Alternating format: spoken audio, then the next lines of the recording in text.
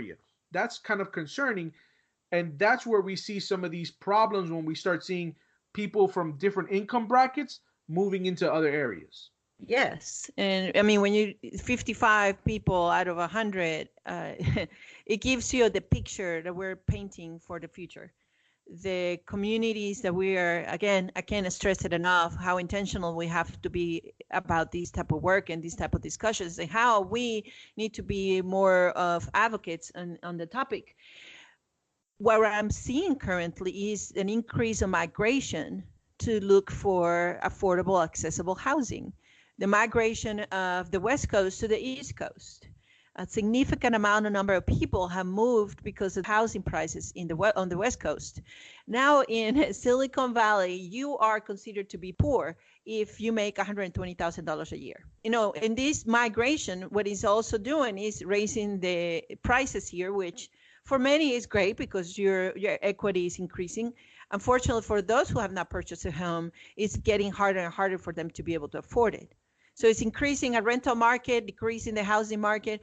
And we're going to talk about also the housing versus, renting versus owning a home and how accessible that is. When you mentioned Silicon Valley, one of the things that popped into my head was a news story that I saw either last year or the year before last, and it kind of stuck with me. There was a home in San Jose that was selling for $800,000 that was burnt to the ground. So basically, the people were buying a burnt down house for $800,000 to rebuild and put up whatever house they wanted to do. So I thought to myself, wow, that is nuts. I mean, who can afford an $800,000 pile of ashes? I guess someone with millions and millions of dollars. So that's where we start seeing some of that disparity in wages and kind of being able to buy a home or versus renting. And you're right, that San Francisco is one of the more severe, or the San Francisco Bay Area is one of the more severe examples, as is New York City. So we have East Coast and West Coast, and we have two of the biggest extremes in being able to rent versus home ownership in those particular areas.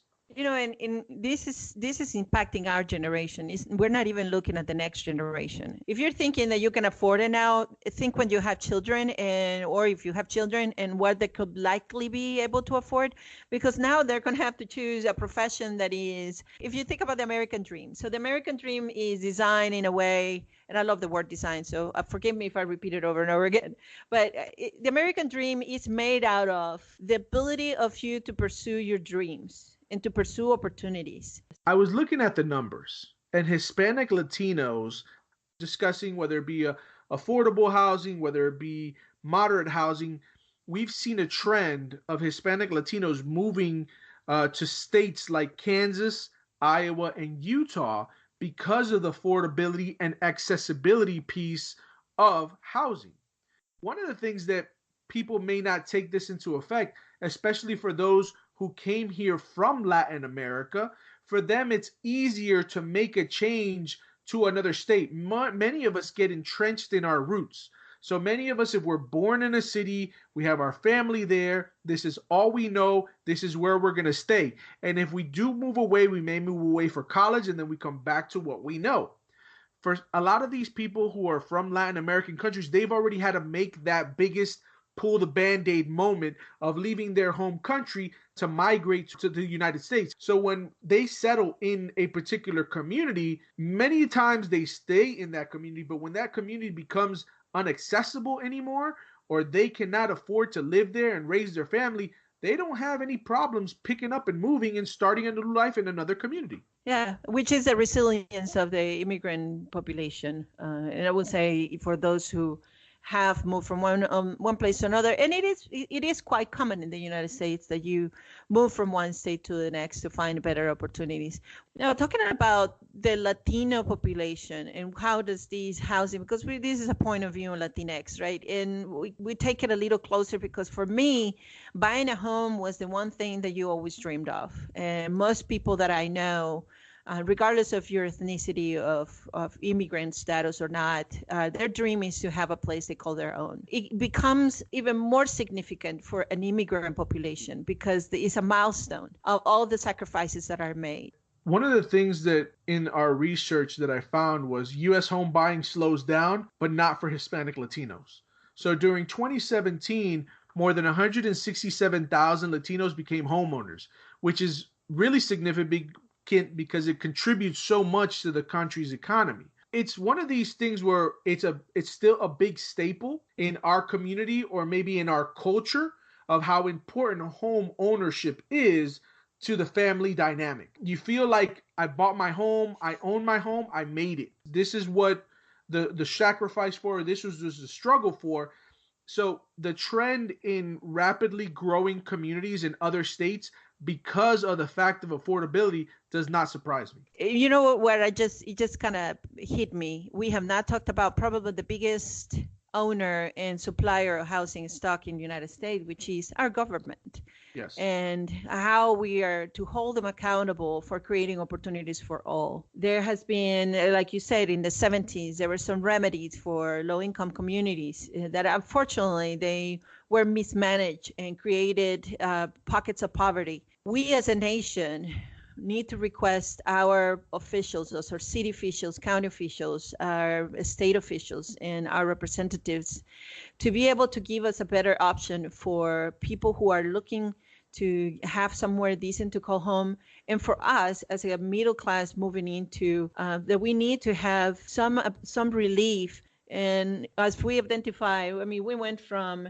gentrification to housing to understanding that this is an income problem, this is a career problem, this is a quality of life problem, but this is a money problem because developers are doing these on the backs of the hardworking class of our nation. And developers and the government needs to be able to allow some type of relief for developers to be able to increase mixed income housing when they're building. You know, looking at luxury homes, they're not luxury anymore. They call it luxury just so they can rank up the price. And that's developers, and that's policy, and that's legislation. A lot of the problem with higher rent and higher home prices has been that the tag of luxury. So if I'm going to slap the word luxury on the beginning of my new advertisement for my new condo units, my new townhomes, my new home development, then it's going to drive up the price. I was recently driving through a major city in the South, and I saw townhomes going for 400, $500,000 with a backyard the size of about maybe 6 to 8 feet. And I thought to myself, wow, this is nuts. But it was close to a train, or what they call one of those light rail or metro rail or monorail type lines. And that's where the value came from in that home. Did I see a value in it? No. But I'm sure the people who are plopping down $400,000 to $500,000, they see value in that. So it kind of goes back to the eye of the beholder where the value actually really lies. But are those same places accessible to everyone? And the answer is no. No, it's creating pockets of richness. I mean, the way I love to talk about how we put together communities. And so I want to highlight three different concepts. One is a structure. Resources. The other one is people. And the other one is the environment. So when you add those three, if you mix them well enough, you end up with something as a community. So if you're looking at resources, and let's say the environment, so you're paying $500,000 for a 1,200 square feet apartment, and that's, let's say that's your environment, but you are in a pocket of resources that are matching that income. Like I said at the beginning, I love this topic because it's a topic that you peel, and there's so many layers for us to be able to learn and to become true advocates of how we are designing our future and how we're creating a better quality of life for all. We can't, you look at all this, so there's plenty of opportunity for people to chime in and say, when we look at gentrification, zoning, we're looking at housing discrimination, how a zip code determines your quality of life, and the red burden, all of those, it's going to touch you at some point. It's going to impact you at some point. If you wanted to pick a topic that would be probably closest to you, housing would be one that we need to get closer to. Now, peel the layers as we peeled it through the episode that says housing has to do with income has to do with profession has to do also the cycle of poverty, and how we choose careers and what we consider to be valuable in our community, and how do we get the government also to have a more aggressive approach to creating to closing the gap in housing.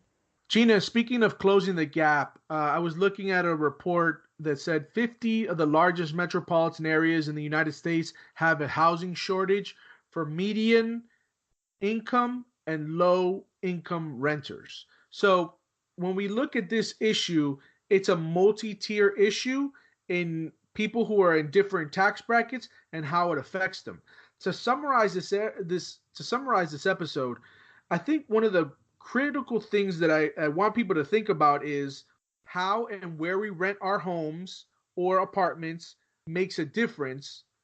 Are these home prices, or are these prices that people are putting, is it market value, or how is the market reacting to some of those more newer luxury type units, and how does that play a part in the way that pricing gets done going down the line? So to me, it's like a trickle down effect. If I'm building more luxury units, I'm increasing the average rate of rent by an extra 100, 200, and that's going to trickle down, and sometimes even more. I've seen in recent years, I've seen a median income area where it might have been $900, where now it's almost $1,300 in a 5 year span. That's a $400 a month increase for people Mm-hmm. who are still making the same salary. Mm-hmm. You know, Yep. so how are you supposed to live? The thought process, home ownership, but as home ownership prices go up and up and up, it's being a lot harder for people to attain. Mm-hmm. Well, let's say we close this with saying, I do not want to pay half of my salary towards housing. That's true. And this is how we say goodbye, and we'll see you next time. That's our show for this week. We want to thank you for listening to our episode of LatinX Point of View. We are a bi weekly podcast every second and fourth Tuesday of the month. Make sure to subscribe so you get a notification on your phone about our shows. And you can also Remember to follow us on Twitter at LatinXPOV. Remember to send us a tweet, tell us what you think, and if you have any show topics or ideas, DM us. Thanks again for listening. Y hasta la próxima. Till next time, we're out. we're out.